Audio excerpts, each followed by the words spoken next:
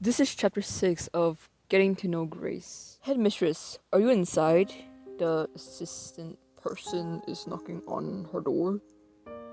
Has she already stepped out for her rounds? Knock knock. The headmistress is tied up on the table while a person has a knife or sword. That's what I'm doing. Tick tock, tick tock, tick tock, tick tock, tick tock. If a person's ugly nature does not change, what is the point of punishing that nature? It's better for everyone as the knife is covered in blood.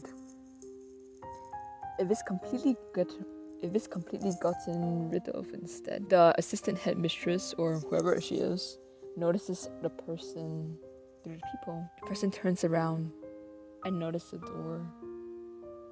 Flip, headmistress. I've told the gatekeeper to rest in a warmer spot since it's snowing so much. It's bad for security, but who would rob us in this weather? Good night then. We see a scene of Andrew, or Grace, Grace, as she's looking at a mirror. She holds her hands near her collarbones, around her neck. Is she trying to choke herself? What does death feel like? She retreats her hands away from her neck. One thing is clear to me. Death is lonely and desolate. When I die, will even a single person cry for me? If there were, it wouldn't be so as lonely. Knock knock. Miss, it's me. Come in. Hesha, Herta enters the door, or enters the room. You're early. The headmistress' apology must have been half-hearted. Click. It really was you. Miss, I already told you I'm not worthy of all this.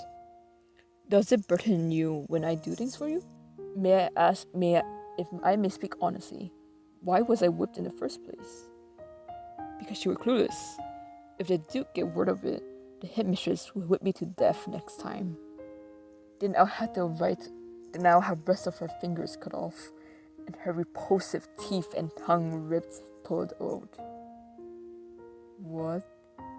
She wouldn't be able to tell my father then, would she? You mustn't say such scary things, miss.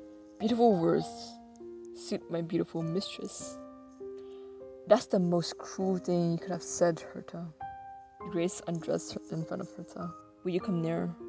Look at my back. There's no way. These blue spots. There's no doubt about it. I have inherited my family's hereditary disease. The Blue Star Curse. A noble family's hereditary disease gets an elegant name. A man is looking up at the sky with blue stars. The autoimmune disease has affected men over 30 in every generation of the Grace family. At first, blue spots appear above the veins before the organs begin to deteriorate. Eventually, the body stops moving and meets its end. But among men who have power and desire to live is unparalleled. My father, who was a talented doctor in my native country, the extinguished Sunrid Empire, is the Duke's devoted slave as well as his physician. You should return to the castle and show your father. Only men are affected by it, so this is probably temporary. It's been over a month and they still haven't disappeared. In fact, they increased in numbers instead. And what does hereditary disease have to do with gender? Women's lives aren't recorded, so no one knows if a woman ever got the disease. That's ridiculous. And if that's what you suspect, you should take it more seriously. See my father about it. There's no cure. Just medicine that slows its progression. Aren't you afraid of death? Herta, what exactly is the difference between life and death? Living people breathe. Breathe. Can you really distinguish life and death just by one's breathing? How about this? You are just my slave, who is pretending to be my relative. Even if I killed you now, I could do it so no one finds out you died. I could erase every trace of you. A being that breathes sick can disappear so easily. But Herta, you don't just breathe. You laugh happily. You indulge yourself. And sometimes you are sad with yearning. Your hidden blue eyes are beautiful. And everything about you makes my frozen heart race. Isn't that what it means to be alive? Not only that your own heart beats, but that you can make another heart beat warmly. Make anyone's heart race. Herta, I may have died long ago already. That is so beautiful. I love that so much. And that is the end of the chapter.